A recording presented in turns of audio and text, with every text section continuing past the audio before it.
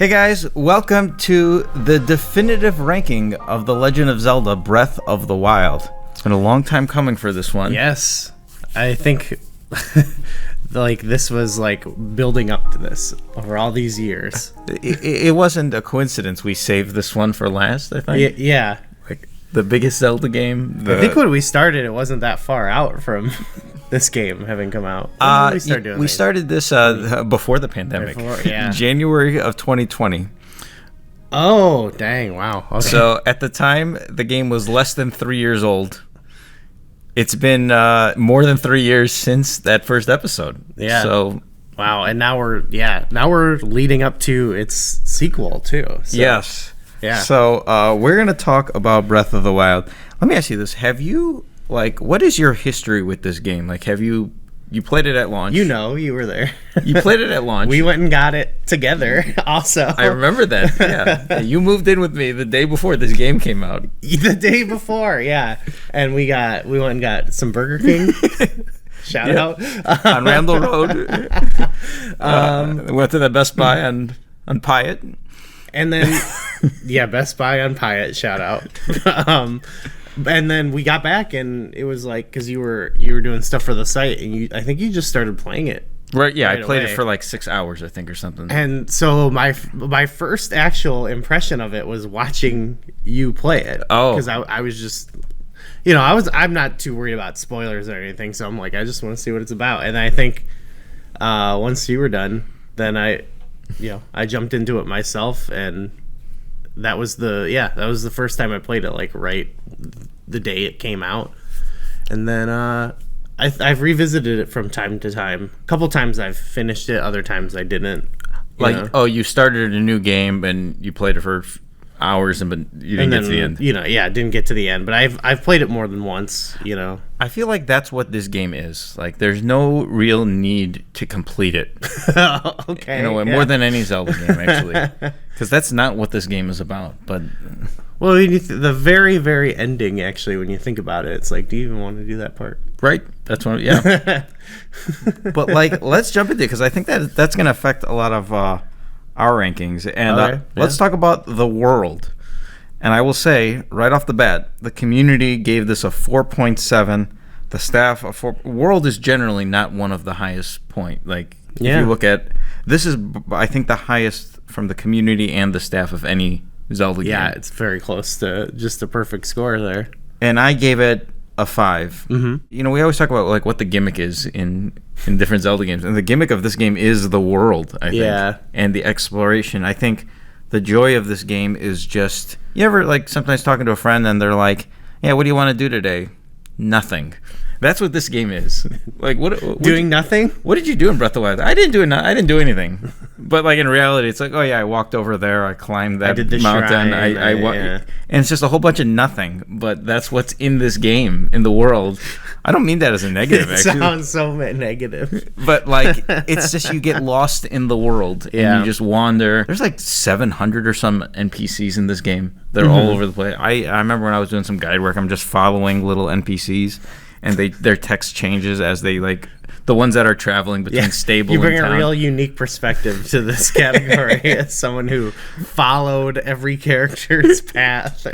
But there's a lot of funny and quirky little characters that you meet, and I don't think there's as many characters in the world that you fall in love with compared to some of the previous Zelda games, especially some of the NPCs.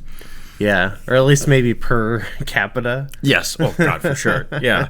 I think the average person can probably name 10 characters in this game. Yeah. Of the 700. But, there's a lot of charm to some of the characters. But it's really the overworld that did it for me, because that is what Breath of the Wild is. It is that world, that open world. And I couldn't just... There's a lot of problems I think I have with the world, but, none of them...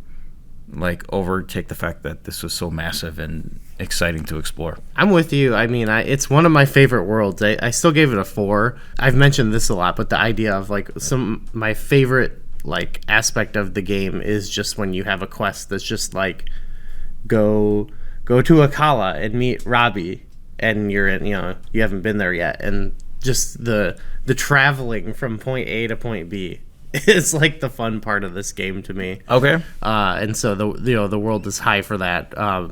It like I don't know. It has some minor problems you said that I think I would probably agree with, that I kind of take off points for. Like there is the fact that there's like 900 Koroks or whatever. Right. It is. That comes into other categories too, but it's like, I don't think there needs to be like something crazy at every 5 feet in the world, but like like there are some things that feel a little like repetitive. Right. Yes. Some minor things that dock it off a little bit, but for me it isn't, like I said, it's not about like is there a 900 Korok seeds or not, and it's more of like just the journey. The journey is better than the destination almost. Yeah. But high remarks all across the board for world, and similarly for art style. 4.7 from the community, 4.6 from the staff. And we flip-flopped compared to the world. I gave it a 4. And you get what did you think of the art style? Yeah, I love it. I think it's a perfect art style for like Zelda. It's kind of like, it reminds me of how like for a while I always thought of like Link from Ocarina of Time. Like if I was just picturing Zelda, I would think of that. And then like Wind Waker kind of developed its own sort of aesthetic that they would draw from, and this is like the first one. I think Skyward Sword was pretty close, but this is the first one in a while that I'm like, I feel like it almost like begin like, especially because they're gonna have 3 games with it now, but like it's one where it could like almost replace or like become what I think of when I think of Zelda. This is the style of the game. It could be like, very much so. And I just think it fits. It really draws the line between like having a more like the sort of realistic kind of look, but it's got a very stylized sort of cartoon look to it. Yeah, I love the different races too. Like they kind of like the art style of the Rito in particular, and the Zora kind of. They came into their own with this game. They're a lot different, but what's cool about them is like individual ones can look way more distinct. Right. Yeah. I love the art style. The only reason I didn't give it a high score is there are other ones in the series I just prefer. I just like better. Like I think the charm of the Link's Awakening 2019 is like there are some that I would probably put above it, but they're all like on the same high tier for me. Yeah. It's probably in my top like 5. Okay. So, yeah. All right. Now, those are the highest of highs. Okay. Spoilers for the next 8 categories here from the community and staff, or for the most part. The story, probably one of the more divisive things about this game. Okay. And I mean, I was like thinking about it, and I gave it a 4. Clearly, the staff and community are a little notch down in the low 3s. It's a weird thing because when I think of Zelda as a whole, the series, story just is not like a big thing. It's never a big moment. It's not a big thing for me. I don't play the games really for the story. Yeah, and it's kind of sometimes an afterthought in some cases. And I'm like, what am I comparing this to? And I think of the games that have the best stories that I gave 5s, and I'm like, everything beyond that, I'm like, I felt like there was more emotional moments in this game that stood out more than any other game that I ever played in the Zelda series. Some of those memories, some of the later memories, the one where like Zelda's in tears and because she like ruined the kingdom, and the one where her power awakens. Like it's they're like 3-minute cutscenes each, but I'm like combined that's like 6 minutes of cutscenes, and that's like half the amount of cutscenes that's in the entirety of like Ocarina of Time or something. Right. Yeah. You know what I mean? Like it's per capita again. Right. Yes.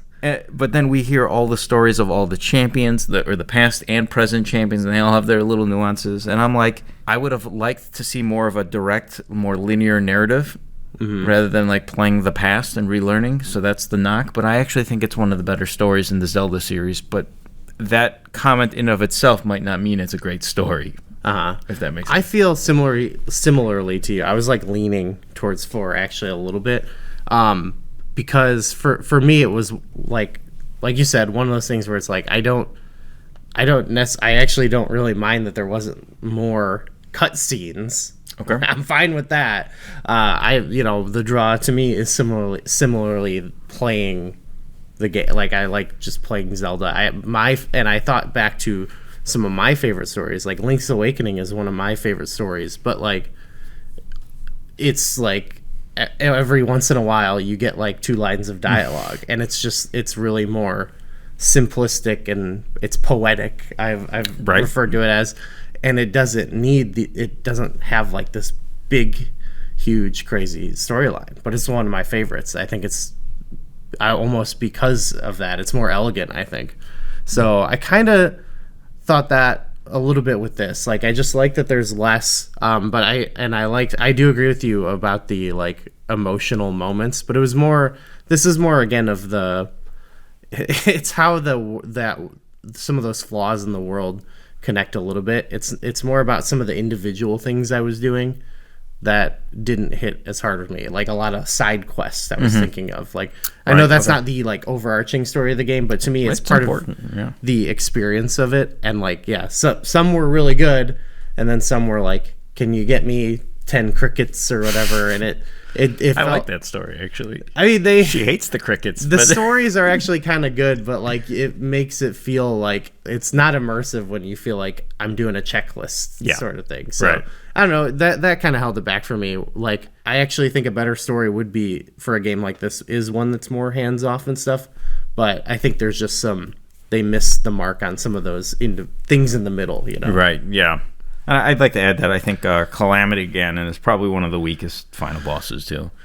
Oh I have no interest in that story. I feel like you don't see him, you don't know anything. It's just this mystical thing that's there. I do like in the 4 Divine Beast areas, like I feel like I like all the champions kind of stories that you go through there, and like the past and present. So I don't know. Maybe I would have probably given that a 4. But I'm kind of mixed on it overall. Let's jump into the pacing and progression. Probably, I think like this is like our favorite category usually to talk about. Yeah. This is like such a weird one for me because like Breath of the Wild is a difficult game if you want it to be, and it is a super easy game if you want it to be. Yeah. Totally based on the player's choice, how you want to progress and how you want to go after this game. I mean, if you want to make this the easiest game in the world, you can, go into battle with like 75 recipes with max health and all these fairies and like take your time, kind of do all the shrines, and then like you get to the late game and you can just bulldoze your way through, even if you die 47 times. Just keep eating. I remember when I first played this game, I didn't do that. I was kind of like rushing through, and I was unfamiliar, and I died and died and died and died and died, and I'm like, man, this is a hard game. Yeah. And I mean, the nature of it being open world, it does limit the progression a little bit, but like it does have there is rank in this game. So like there's the enemy rankings. In the base game, you never see a silver bokoblin in the base game at the start. They don't exist. There's only orange, blue, and black. But then once you reach a certain threshold, they all level up a little bit, and they level up at different tiers or whatever. So then, like in the late game, then you start seeing where black bokoblin, where now they've become silver bokoblin. Oh, okay. And they do that across the board with Lynels, with moblins, with all of the Lizalfos. And that's good because then as you get stronger, the enemies are getting stronger. Now, I wish they did that with in Master Mode. They introduced all the gold enemies. Like, I wish those were in the base game as well. But that's very few of them, just scattered. Like, whoa. But because that made me think my main thing that held it back from being a 5, because everything you said about the world otherwise is totally worth a 5, and like how you can play it differently, and that like how we did bingo all those years, that the marathon is attributed to that. I feel like it's so open, so like all of a sudden a thing that wasn't a challenge for you at one point is now a challenge because you have these specific restraints on you. So that's all worth a 5, I think. And the thing holding it back was like every time I play it, like just casually I'm playing it, the way I play it, this is more personal for me, is I eventually hit a wall where I'm unstoppable, like and it's for a majority of the game. Yep. And I'm not saying I want the game to be like super hard, but I think maybe if they did at least introduce some gold ones, or like, I don't know. I think it's attributed to you can just do a lot in the world. And, if I always spend a lot of time doing stuff, You're also a couple hundred hours into playing this game, like over the course of your lifetime. So you're well traveled. I'm really good at it. Yeah. Yeah. I'm a pro. No. Yeah.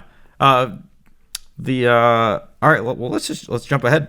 The gameplay and combat. I'll let you start with this one because we both gave this a 5 and 4.5 from the community and a 4.2 from the staff.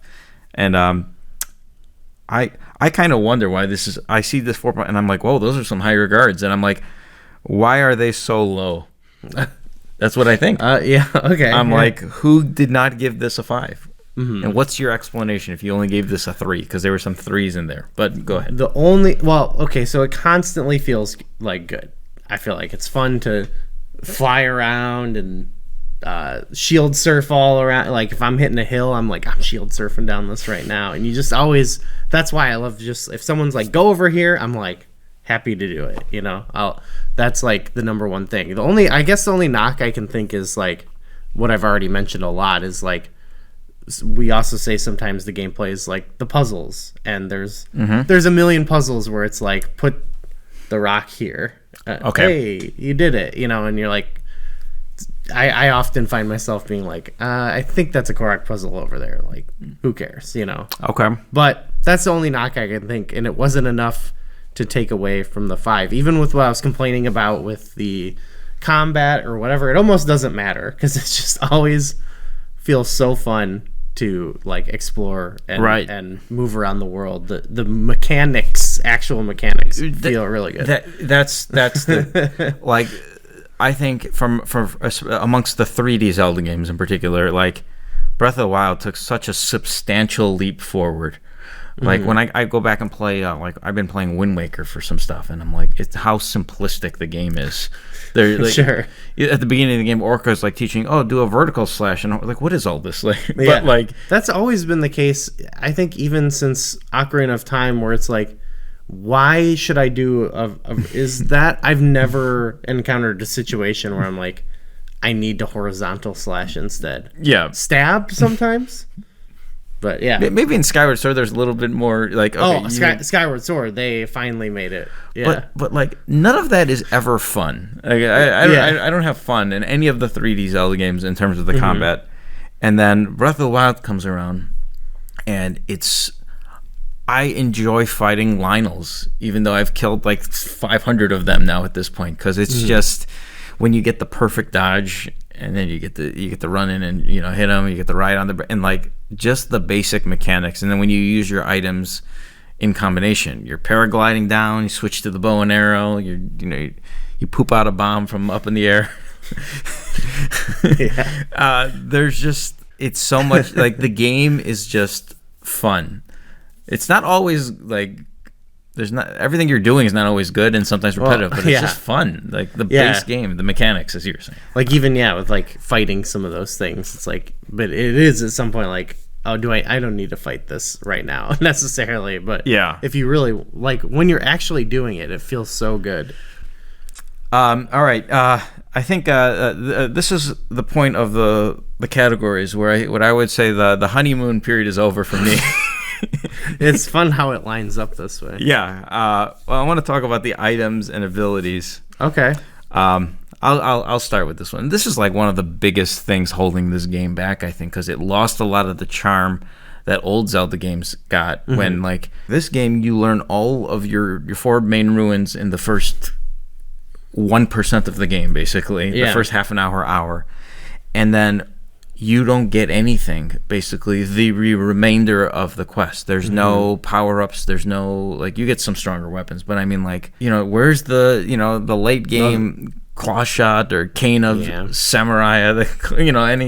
There's no, like, things to look forward to. There's no major rewards. There's no... I think the champion abilities are mostly, like, when Rivali's Gale, for one.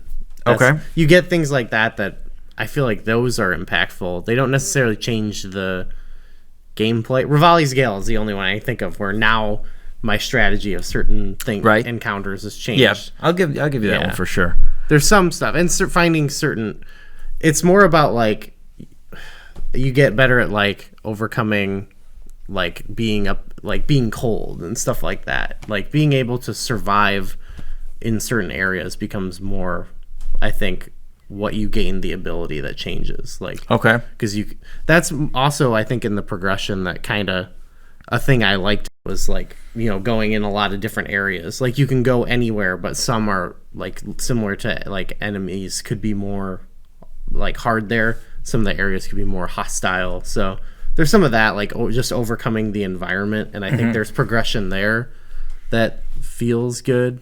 But yeah, I agree with what you're saying about like you don't gain many new like actually abilities necessarily. And I think everybody's like kind of played this like, my inventory is full for the amount of bows I have. So that was actually my reason for going as low as I did, because I think a plus was I like you get a lot of these abilities right away, and then you can experiment with them throughout the whole game. I like that too, actually. But I wish there was a little.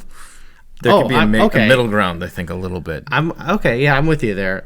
Because I like one thing I shout out is like doing certain shrines and just being like, I'm gonna try something stupid here, and that actually worked. You know, like just by goofing around with some rune, like that feels good. I like that they got rid of. This is a problem I think in Zelda, and I've been playing a lot of Metroid lately. And this is a major problem I feel in Metroid, where it's like it's like in Zelda in the past they've treated you like you've never played a Zelda game before.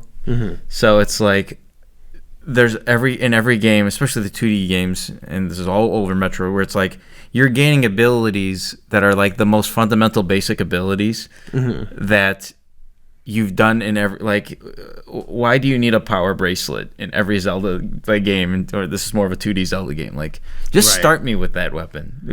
I can't lift things. Why do I need to get a bomb bag? Like, it's just like an artificial wall of you can't progress until we give you these items. Right. And I love that Breath of the Wild, they got away from that right away. They're like, you get your bow in the first shrine, you have bombs right away, and then they introduced Cryonis, is that Magnesis. They introduced some new abilities right away, and they're like, here's your toy box.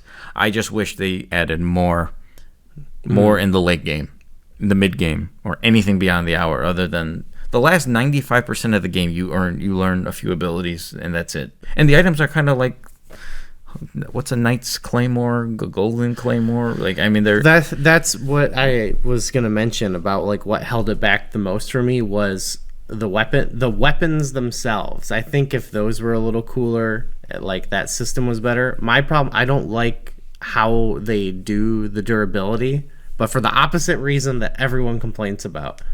I don't mind the weapons like breaking or like having to mess with different weapons. My problem was always that I always had too many. I would always have like not too many, but I would you mentioned the bow thing. I'd open a chest and there's like, a royal claymore and it does 52 damage. Holy cow. I have 4 of those. And now I'm like I pull out my great flame blade and I chuck that away because I don't want that, and it's like these items you should get a royal claymore and be like, this is awesome. Like I can't believe I found a royal claymore. And it shouldn't be like, some more junk, throw it in the trash. You know what I mean? It'd be nice if some of these weapons that, like, I understand the nature of the level up system of these weapons, like sometime in the early game anyway, like if there was like 50-60 of these base weapons that break and whatever, but imagine if there was only one royal claymore in the whole game. That's exactly how I feel. And it's sort of like, and then like, this is something Age of Calamity did, and I think Breath of Tears of the Kingdom will do this too. It's like you can get that, and then you can upgrade that item. So you can, I know in Darksiders you can like feed weapons into other weapons, and they increase their power, and like, I think that's the way to go, where it's like you can have all these other fun stuff, but then have the one bow that is the long bow, and I would upgrade it. And I would do this where it's like I would actually take that thing of like how difficult the enemies are and stuff, and I would make them way more difficult in certain areas, but you put the good rewards over there. There you go. And then I like the idea of like, of course, like I don't know, the wooden stick, whatever that breaks over time, right? Yeah. It's just a wooden thing, but like maybe you just make those other ones way less populated in the world, but maybe they don't break, and they exactly. That would be awesome. Let's talk about the dungeons. Hey, you went pretty good. I did. It's worth noting 2.8 and 2.5 from the community and staff, so they took a dump on this category. And I think I feel like I should explain myself on this one. Okay. There are 4 major divine beasts in Hyrule Castle. There's also the DLC dungeon too. So there's, I would say, 6 dungeons. And if you want to count the shrine, the Master Trials, like I won't count that. But I think what this game lacks is quantity of dungeons, given the scope per capita of the game, and it lacks the themes that hold some of the other dungeons because they all look alike. They all they don't have that aesthetic that changes. Like you're not inside the woods of the Forbidden Woods where it's all greenery everywhere. Like you don't see that in a game like this. So that's what holds it back. But I actually think some of the dungeons, I think Naboris in particular is I think like some of the puzzles are pretty elaborate actually. I like the whole dungeon in of itself is a puzzle where you're trying to transfer the electricity and that kind of stuff. And I love Varuda as well. I love to be able to control the water and how it affects. You have to kind of think, and it really challenges, I think, your thought process a little bit, how to solve some of the puzzles. There's just not enough of them. And there's no aesthetic. And I will say then, at the end of the day, though, I think Hyrule Castle might be my favorite dungeon in the Zelda series. Yeah, it's pretty. Yeah, just how you can enter it from 7 different directions. All these optional things you can find, and there are like 5 people that can play this game and beat Calamity Ganon going through Hyrule Castle that none of them even saw the same rooms. Like even I've played this game so many times and I don't even have the map memorized. I know you can go in through the docks, you can just Rivali's Gale your way up, you can just go right up the path. Like there's so many different ways. And the music is awesome too for it. The music, that's the super standout one for me. Where like I wish if they would incorporate more areas like that and not just like the Divine Beast style. Though, like you meant, I pretty much agree with everything you said. But for some reason, I just thought about it, thinking about it compared to the other ones I liked. Compared to other games, it could be better because like I even think about. I know you don't like them, but I think about Majora's Mask that had the same amount of dungeons, but to me they're all so much more distinct and unique, and for me they're some of my favorite ones. Right. So I remember in that one thinking, there's not enough, but I love all these. I would say the difference with the quantity though is that in Majora's Mask there's 4 major dungeons in a 20-hour game. This has 4 dungeons or 5 dungeons in a 80-hour game or whatever you're playing. So it's like you spend so little of your time within the dungeons. And the Majora's Mask dungeons are a lot longer too. Well, they could be, depending on. Well, that's the other thing I thought is like Naboris stands out as one that's like super unique, and the puzzle is cool, and the dungeon itself is a puzzle. But then a lot, it's like I think of Meadow or whatever. It's like wind themed. Yeah, it reminds me actually of a worse version of like Eagle's Tower. Okay, where you have to hit these 4 different markers to get to the end. But in this, it's just open, and you kind of go to 4 different rooms, and there's one puzzle related to altering the Divine Beast to solve it, and it didn't feel like... And the thing I love about Zelda Dungeons is like, I had to go get this key to open this door and go this way, or, I had to go turn this big device that opened this door over here, whereas these dungeons, they're kind of like, you can go wherever, Right. Solve each of our 5 puzzles. Right. They're kind of Naboris is intertwined a little bit, but the other ones are all like it's literally 5 puzzles. Yeah. And you can do them in any order, kind of. And they're kind of, yeah. Some of them have a little bit, I think, of like navigation stuff, but yeah, not really. And I don't know. That's an aspect I really like. So let's talk about the enemies and the bosses. We kind of touched upon it a little bit. Yeah. I love the bokoblins, but there's just not. I feel like for a game of this, there's actually quite a few enemies, but there's just not enough for a world this size and for a game this big. All right, there's 5 variants of bokoblins. There's 5 variants of Lizalfos, 5 variants of moblins, but they're really all the same. They're a little like some of them are a little more dangerous once you initially see them, but there's just not enough. I just don't feel like there's enough. And the 4 major bosses, the blights, they just don't have the distinctive personalities a little bit. There's nothing. I really don't like the bosses in this game at all. Not like any other than Lionel's. You don't like the other overworld ones? The Heineks are okay. I like fighting the Talos are fun too. Yeah, I think all the overworld ones are good. I think the dungeon bosses. There's the thing I like about the blights, which is that I like that you can just try to fight them, but there is sort of like a lot of them have sort of a Zelda puzzly way of beating them too. I think of in whatever Water Blight, you can do his little thing, or you can just go up and slash him, and it's not as effective, but you get rewarded if you do it kind of the way they want you to. But I guess the thing that it's sort of what I was saying earlier. I think for a lot of them, I just went in. I had like 50 bomb arrows, and I just blew the crap out of them, and was like, okay, right. And it's like, I guess that's just more of the game. Like, I don't know. I feel like maybe the game makes it though too. Like maybe they could tweak it a little bit. Where I feel like I can very easily, without trying, become a tank and just. Yes. That was like the first time I played it. It was like that. Okay. I think the first Divine Beast I got to. Like I still didn't know what I was doing in the game. I had more taken the route you did when you first played, where it was like not collecting a bunch of stuff. But then like traveling to the other ones over time, I did collect a bunch of stuff, and I was just like, oh, just throw it all at them, and right. Oh, they're dead. Okay. Yeah.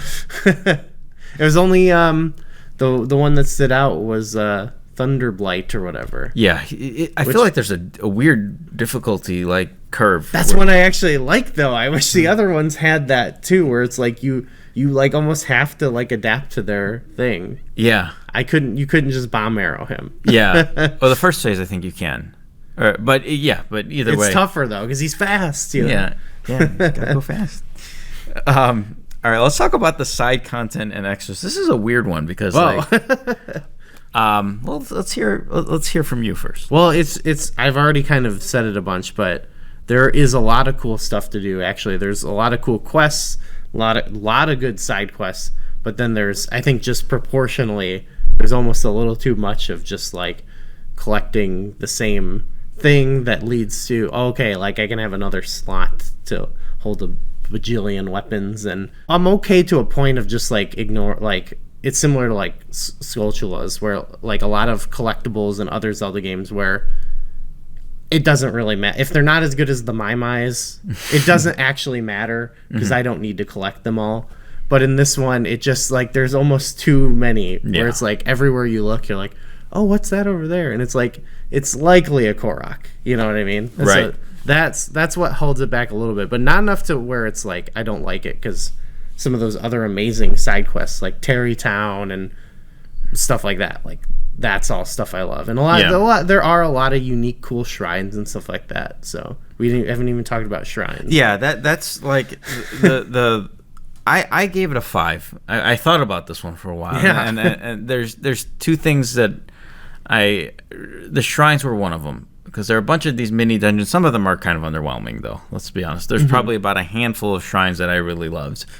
Most of them were just decent. But it was nice, like when I say earlier when I was talking about the world, when you're just exploring and randomly, oh, there's a shrine there, or you're following your Sheikah sensor or something. You're like, I hear it, but I can't find it, and it's like hidden or something.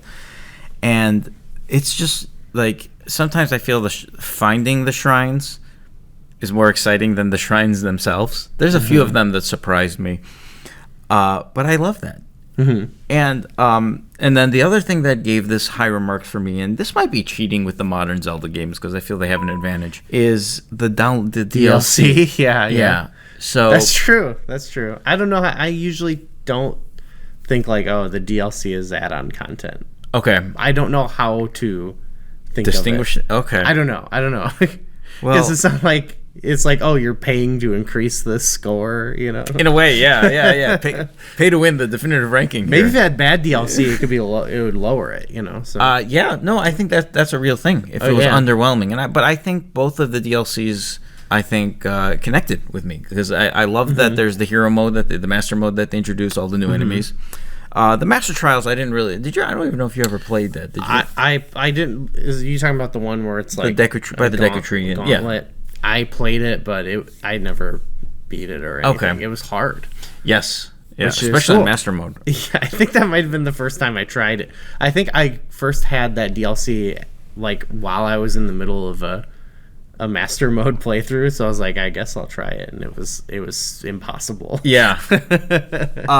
But then there's the final Divine Beast, but all the quests that go into it before you get there. There's that one hit obliterator portion where that was pretty awesome. And some of those shrines are crazy. The DLC shrines. Yes, they're hard. Some of them are difficult. Some of like my favorite shrines, not even a shrine, but it was like the Eventide Island. I loved that part of the game. Well, it has a shrine there, right? I think it might be just a blessing, or I don't know. Maybe the island is the shrine, right? It's a shrine. Well, whatever. But like, there's a handful of those, and like, it goes hand in hand with the world and just exploring the world. There's still not enough, but it's like when I'm comparing it to, games that I gave a perfect 5 out of 5, I'm like I like the side quest in A Link Between Worlds. I like the side quest in, but I'm like, it's just the scope and the like. How big some of these quests were, and the DLC in particular, that like it just overpowers some of the other games in a way. And I'm like, it's not all of it's the greatest, but it is the best for me. So okay, that's the way I see it.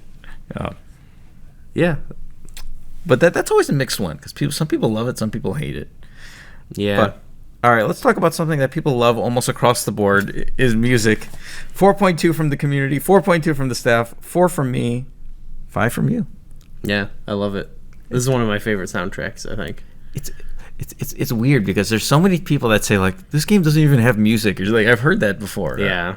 But there's like, I mean, a lot of it is remixes of old songs. Like some of it, at least. Like when you go to Zora's Domain for the first time, and that we didn't talk about that too. It's like the grandiose nature of some of these towns. I loved Rito Village, day and night versions, I loved literally just the locations. And even Gerudo Town is this thriving location for like more for the world, but then they all have unique themes, like all the champions themes, and I like it's for me the slash sound aspect of it too, like just the way the sound and the music, how those two things mix actually. But like I love you can be in like one part of the overworld and there's like the little light piano music playing and like the way it kind of fades into you could start hearing. I said this we have a video that's probably out. We ranked the overworld themes and we're trying to describe the overworld theme of this because it's like you can be in the overworld and you can start to hear like Cass's accordion and it's like, well, where's that? I should go listen to that. You can like hear all these different things and you approach a shrine or a tower and the music, it kind of fades into this more ethereal tune. I think a lot of people might just not even really pick up on that like a different song is playing. Right. But if they totally change the mood though. Yeah. And you really feel it, and I think just the way that can go in with some of the ambient sounds and stuff too. Right. Where you start to hear Nico brought up some video actually in our thing about like when you start to approach those stables and the towns and the music starts to swell and build up. It's like he was saying the music in the game almost like represents like life. Like as you approach more settlements and stuff like that, it becomes like warmer. And, yes. Yeah, and it's like I don't know. Yeah. The stable theme in particular is so calming, and it's supposed to give off that feature. But it's in contrast to like you're in the overworld and you hear the the Guardian theme, and you're like, like you just perk up, like, oh my goodness, wait, run. Yeah, it's a good soundtrack. I love, like, there's all these little things that pick up to, like, the cast's theme being part of the, like, theme song. And you know, you first hear the theme song, like, it has a theme song, but it's, like, used in specific ways. I think of in the final fight. It is, yeah, that's the main theme, the main remixed. theme, and it's got this crazy, like, that's the best part about that fight, actually. Is the music, and it's like got this piano part that's going crazy. It almost sounds like when the Guardians are freaking out, you know. So it's standout song for me is the Hyrule Castle theme as well. Yes, probably my favorite theme song in the Zelda series. Out of all, like, you get there and it's like, oh, and one thing that's cool is in the Divine Beasts, it changes based on how many terminals you have, right? As you do more terminals, and each person's theme kind of, they have their own unique kind of instrument that is related to the champion that's there, which is and then in Terrytown has a similar thing. Like, they do that stuff in other Zelda games where, like, they'll change the music up, but this is, like, I guess it's the newest game, so they probably have more. It's just more available, but they put a lot of work into it. I love it. But overall, I will say, as much as I love Breath of the Wild, I will see that the machine that we've built here just did not do this game justice. Okay. Because, like, you think of all the great things, but then you're like, oh, yeah, the story or the dungeons or the enemies, and it's like the community knocked those down compared to other Zelda games. And, like, when we look at the net result here, it's like, all right, respectable fourth place score, I guess, from the community. Not that far behind Majora's Mask, Ocarina, Twilight Princess, so, like, a lot of the normal heavy hitters. But I don't think that. I think that kind of represents, like, how people feel about it, right? Like, there's some people who think it's the greatest in the community, but then in the Zelda community itself, I know there's people who, like, go to the bat of that being like, oh, that's not like these other Zelda games. It's probably worth noting that, like, when we're polling people from the social media reach of Zelda Dungeon. And generally the people that are following social media in Zelda Dungeon and, like, are actively engaging and willing are the corest of core Zelda fans. Who are more likely to be like, Majora's Mask is my favorite game, or Ocarina of Time is my favorite. I feel like if this was purely just the general public, this would be overwhelmingly Breath of the Wild. That's, just think of the idea that 40 million people or 30 million people have played this game, whereas prior to that, Twilight Princess, I think, had the most sales of, like, 9 million or something. It's like, this game is so much bigger. So I think with community that's probably does cover them, and I actually think we were talking about what some of the staff thinks. There are some staff members who, I think, just with the smaller pool, when some of the smaller pool of more diehard people, I finished the numbers calculating it, and I immediately went and posted in the Zelda Dungeon Discord amongst the staff. I'm like, who here thinks Age of Calamity is a better game than Breath of the Wild? Because the machine amongst the staff, by fractions of a point, has Age of Calamity ahead of Breath of the Wild, and that just blew my mind. So much so that Gooey and I have talked about this, and we're out of games here, and we're still a few months away from Tears of the Kingdom. So there are a couple games we want to revisit.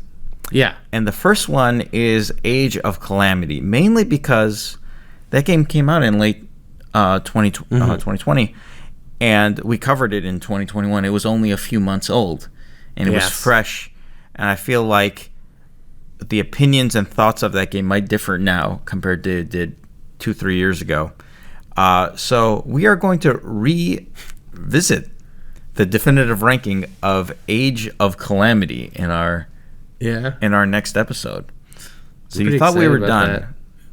It never ends. No, I mean, and I would like to. I mean, I feel like my thoughts probably won't change. I don't know if my thoughts will change either, but I kind of want to see what it's. I haven't touched the game since since it came out. There was the DLC a few months later that I dabbled with, but I didn't really dive too far in. So I'd like to give it another try myself. One other thing though I want to mention about the machine failing it is it's your number 3 game. So Yes. like for you, do you feel like you failed Breath of the Wild? I felt I did it. It should have a higher number, you think? Well, like I hopefully I justified some of my thoughts here, but like when I think about some of the remarks, when like I think it's very easy to look at Breath of the Wild, and like I saw this with the community poll. There was a lot of people that gave Dungeons a 1 for Breath of the Wild. They're like, a lot of people that gave Story a 1 or a 2, and I'm like, and I thought about it, and I'm like, I like to think I gave my explanation a little bit, but I'm like, I don't think those are as bad as people think. And I agree with you, yeah. And then the high points are just so high for me that that's I think appropriate. Where like when I look at my list, I see A Link to the Past, Ocarina of Time, Breath of the Wild, Link Between Worlds. Those are some of my favorite games, and I would say those first 3 are probably my favorite 3 Zelda games. So I think that makes sense. Well, I think even looking at mine, like all the ones I have above it are just some of my favorite games too. It's maybe not Oracle of Ages. I would even maybe put it above Ages, and obviously I think Cadence. I would, if you ask me, I would. It's a weird comparison, isn't it? Yeah. But so like if I was actually like writing out a list, I would say maybe I failed it a little bit, because if I was writing out a list, it would be in like a top 5 situation. And also we have the Link's Awakenings that are split, but like. Right. That's kind of unfair. It's getting knocked out by the same game twice. You know what I mean? So yeah, I would probably have it in a top 5 with Majora's Mask, Link to the Past, Link's Awakening, Ocarina of Time. Those are. I mean, but when I think of those, I think those are like those are like the great Zelda games. So right. It's just a crowded top for me a little bit. Yeah. Like I think any given day I might say Breath of the Wild is my second favorite Zelda game. Maybe even arguing it's my favorite at times. But yeah. I think that's the thing. I don't think I would ever pick it as my favorite Zelda game, but there are many things about it that I think are the greatest Zelda has ever done things. Yeah. So it's one of those things where it's like it's just outside of the top. Right.